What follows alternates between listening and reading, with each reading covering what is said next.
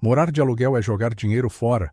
Você já ouviu isso tantas vezes que provavelmente nem questiona mais. Veio do seu pai, veio da sua mãe, veio do seu sogro na primeira reunião de família que você participou, veio do vizinho, do colega de trabalho, do gerente do banco que te ofereceu um financiamento sorrindo de orelha a orelha. Todo mundo concorda. Aluguel é prejuízo. Imóvel próprio é patrimônio. Quem aluga está enriquecendo o dono do imóvel. Quem compra está construindo algo para si mesmo. Parece óbvio, parece indiscutível. Só que existe um cálculo que quase ninguém faz. Um cálculo que, quando você vê pela primeira vez, bate um desconforto sério. Porque ele mostra que essa sabedoria que foi passada de geração em geração pode estar te custando muito mais do que o aluguel que você tanto quer evitar. Não estou dizendo que comprar imóvel é errado. Não estou dizendo que morar de aluguel é sempre a melhor opção. Estou dizendo que a maioria das pessoas toma essa decisão sem fazer a conta real. E decisão financeira sem conta real quase sempre sai cara. Fica até o final, porque o que eu vou mostrar aqui vai mudar a forma como você enxerga essa questão para sempre. Deixa eu te contar a história de um homem que você provavelmente conhece. Ele tinha 40 e poucos anos, trabalhava há décadas. Juntou dinheiro com muito sacrifício, abriu mão de muita coisa e finalmente conseguiu dar a entrada num apartamento. Financiou o restante em 240 meses.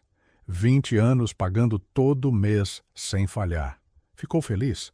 Sentiu que tinha chegado em algum lugar, que tinha feito certo. Mas aí vem a parte que ninguém conta no final dessa história. Durante esses 20 anos, ele pagou o valor do apartamento quase 2 vezes. Entre juros, correção monetária, seguro obrigatório e taxas bancárias, o imóvel que custava R$200 mil saiu por quase R$400 mil no total. Durante esses 20 anos, o condomínio subiu. O IPTU subiu. A manutenção do imóvel gerou despesas que ele não tinha previsto. Infiltração, reforma, troca de encanamento, pintura. Durante esses 20 anos, ele ficou preso. Não conseguiu aceitar uma oportunidade de trabalho em outra cidade porque tinha o apartamento. Não conseguiu se adaptar quando a família cresceu e precisou de mais espaço porque estava amarrado ao financiamento. E no final dos 20 anos, ele tem um imóvel, quitado. No papel parece vitória, mas o patrimônio líquido real, considerando tudo que foi pago a mais, tudo que deixou de ser investido, tudo que foi gasto em manutenção, é bem menor do que parece. Enquanto isso, tem outro homem que morou de aluguel durante esses mesmos 20 anos. E todo mundo falou que ele estava jogando dinheiro fora. Será que estava mesmo? E antes de continuar, me faz um favor. Coloca aqui nos comentários de qual cidade você está assistindo esse vídeo agora. Quero ver de onde está vindo esse pessoal. Já vi gente de todo o Brasil por aqui e sempre me surpreendo. Comenta aí. Aqui está o cálculo que ninguém te mostra. Vamos pegar um apartamento de R$250 mil. Você tem R$50 mil de entrada, que é 20%. Financia os R$200 mil restantes em 20 anos. A parcela inicial fica em torno de R$2.300 por mês, dependendo da taxa. Mas isso não é tudo. Você ainda paga condomínio, IPTU e manutenção. Some mais R$700, R$800 por mês. Você está desembolsando em torno de R$3.000 por mês para morar nesse apartamento. Agora pega o homem que aluga um apartamento equivalente por R$1.500 por mês na mesma região. Ele está pagando R$1.500 a menos por mês do que o homem que financiou. O que ele faz com essa diferença de R$1.500 todo mês? Se ele investir esse valor num produto de renda fixa, rendendo 12% ao ano, em 20 anos ele vai ter acumulado um patrimônio de aproximadamente R$1.500.000. R$1.500.000.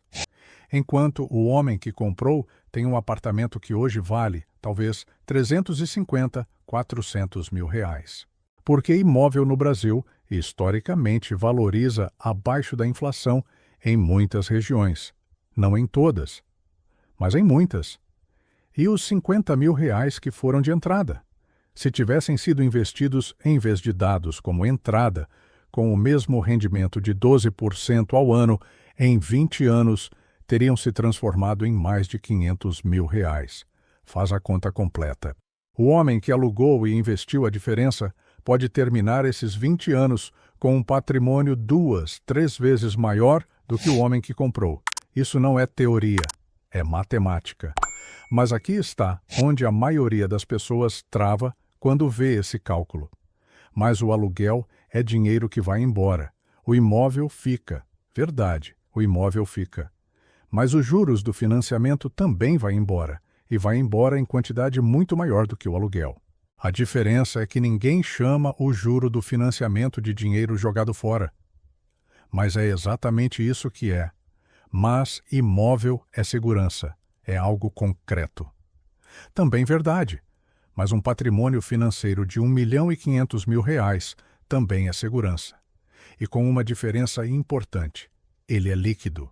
Você pode usar parte dele numa emergência.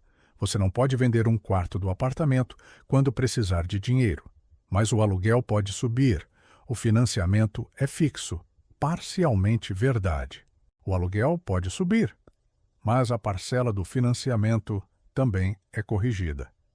E se o aluguel subir demais, você pode se mudar para um lugar mais barato ou para outra cidade. Quem tem financiamento não tem essa liberdade. O ponto não é que alugar é sempre melhor. O ponto é que a decisão precisa ser feita com os números na mesa, não com o conselho do sogro. Então, como tomar essa decisão de forma inteligente? Primeiro passo: faz o cálculo real do custo total de comprar. Não olha só para a parcela. Soma parcela, condomínio, IPTU, seguro, manutenção estimada. Esse é o custo real de ser dono. Segundo passo: compara esse valor com o aluguel de um imóvel equivalente na mesma região. Se a diferença for grande, digamos mais de R$ 800.000 por mês, essa diferença tem potencial de construir patrimônio se for investida com disciplina. Terceiro passo: avalie sua situação de vida. Você tem estabilidade de renda? Você tem certeza que vai ficar nessa cidade pelos próximos 10, 15 anos? Sua família está no tamanho definitivo ou ainda pode mudar? Essas perguntas importam tanto quanto o cálculo financeiro, porque o imóvel próprio tem um valor que não aparece na planilha. Estabilidade emocional, sensação de pertencimento, liberdade para reformar do jeito que quiser. Não precisa renovar contrato, não depende de decisão do proprietário. Isso tem valor real na vida de uma família. O erro não é comprar. O erro é comprar sem fazer a conta. É comprar porque todo mundo fala que é certo, sem verificar se é certo para a sua situação específica. E tem uma armadilha específica que precisa ser nomeada aqui. O financiamento imobiliário no Brasil é um dos mais caros do mundo desenvolvido. A taxa de juros que os bancos cobram no financiamento habitacional, mesmo no melhor cenário, consome uma fatia enorme do que você paga todo mês. Nos primeiros anos do financiamento, a maior parte da parcela é juros. O saldo devedor cai muito devagar. Isso significa que nos primeiros 10 anos de um financiamento de 20 anos, você pagou quase a metade do total e ainda deve quase 80% do valor original. A matemática é brutal.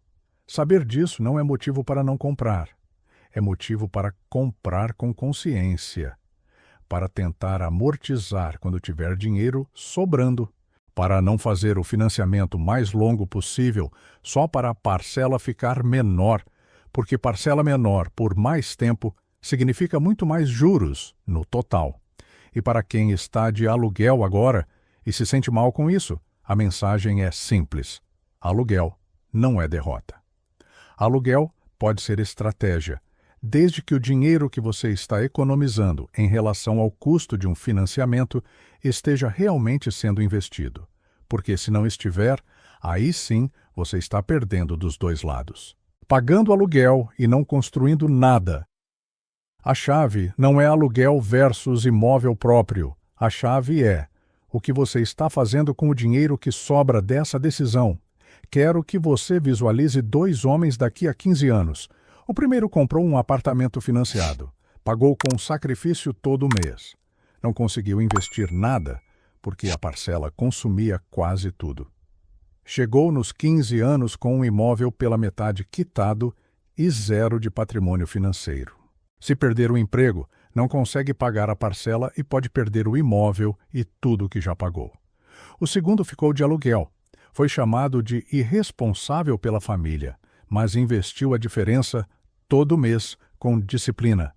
Chegou nos 15 anos com um patrimônio financeiro significativo, liquidez total, liberdade para se mudar, para mudar de emprego, para aproveitar oportunidades e com dinheiro suficiente para comprar um imóvel à vista se quiser, sem dever nada para nenhum banco. Qual dos dois está em melhor situação financeira?